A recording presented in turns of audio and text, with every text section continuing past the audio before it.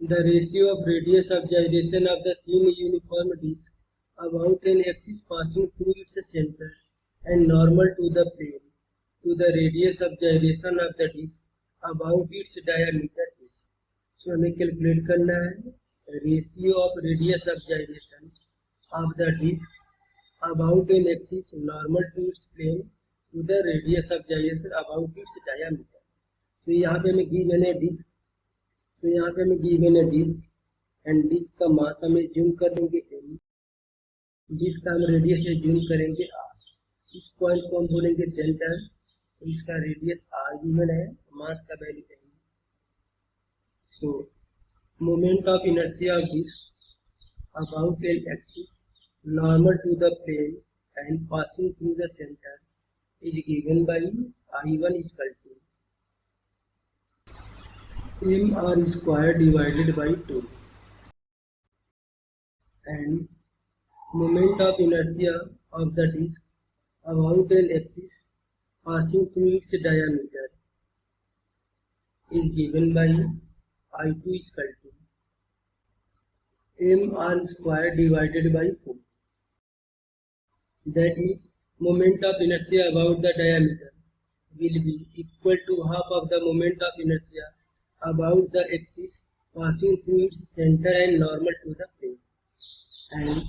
relation between moment of inertia and radius of gyration is given by I is equal to mk square. So यहाँ से हम लिख सकते हैं k is equal to root में I divided by, हमें calculate करना है रेशियो, तो हम लिखेंगे radius of gyration about an axis normal to the plane and passing through the centre is given by k1 is equal to root में I1 divided by मास. सो यहाँ से लिख सकते हैं k1 is equal to I1 का value हमें given है mr square divided bye 2 into mass, and mass से मास कैंसिल हो जाएगा, देन k1 का वैल्यू हो जाएगा r स्क्वायर डिवाइडेड बाय 2. इसको हम बोलेंगे इक्वेशन नंबर 1 एंड हम कैलकुलेट करेंगे रेडियस ऑफ gyration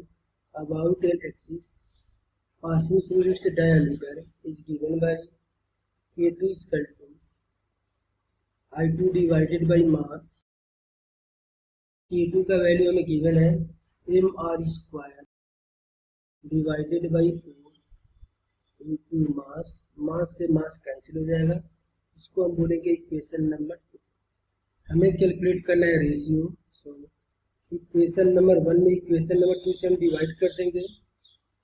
देन ये वैल्यू हो जाएगा लेफ्ट हैंड साइड में k1 divided by k2 equal to, right hand side में हो जाएगा r square divided by 2 divided by r square divided by 4. तो वैल्यू 4 आ जाएगा ऊपर divided by r square, and r square से r स्क्वायर कैंसिल हो जाएगा, 4 को यदि हम 2 से कैंसिल करेंगे तो ये कैंसिल हो जाएगा 2 टाइम में, that means k1 divided by k2 equal to root में 2 डिवाइडेड बाई 1. तो ये रेशियो हो जाएगा रूट में 2 is to 1. That means option number B is correct.